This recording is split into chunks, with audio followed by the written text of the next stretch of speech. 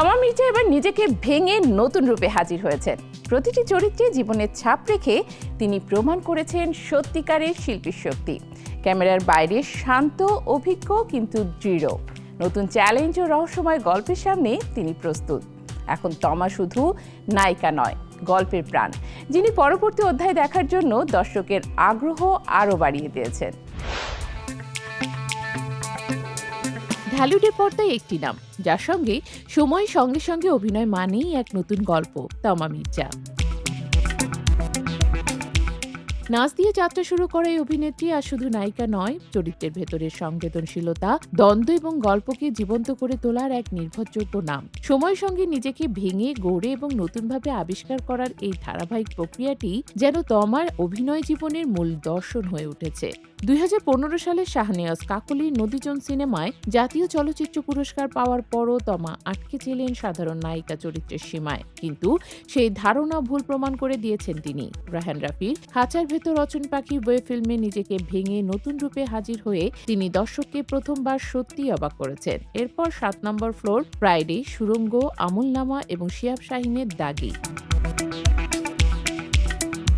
প্রতিটি কাজেই তমা দেখিয়েছেন চরিত্র নির্ভর অভিনয়ের প্রতি দায়বদ্ধতা। বিশেষ করে দাগিতে তার অভিনয় সমালোচক ও দর্শক উভয়ের প্রশংসা কুড়িয়েছে।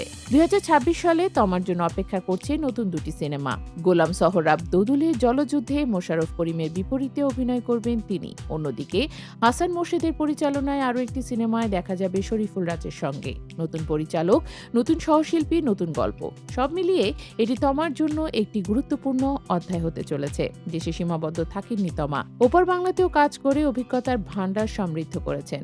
অঞ্জন দত্ত পরিচালিত 2 বন্ধু ওয়েব সিরিজে শুটিং শেষ করেছেন 2023 সালের ডিসেম্বরে কলকাতায়।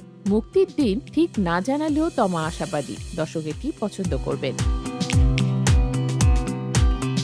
কলকাতায় শৃঙ্খলাবদ্ধ কাজের পরিবেশ ও টিমওয়ার্ক তাকে নতুন অভিজ্ঞতা দিয়েছে। ক্যামেরার বাইরে তমা একেবারেই আলাদা মানুষ। পরিবারকে সময় দিচ্ছেন, গান শুনছেন, বই পড়ছেন, সিনেমা দেখছেন এবং রান্না করছেন। রান্নাকে তিনি শিল্পের মতোই দেখেন। ব্যক্তিজীবনের চ্যালেঞ্জ, সম্পর্কের ভাঙাগড়া বা ইন্ডাস্ট্রির রাজনীতি, সব দেখেও চুপ থাকা তার স্বভাব। তমার মতে চুপ থাকা মানে দুর্বলতা নয়, বরং নিজের শক্তি খুঁজে নেওয়ার একটি উপায়।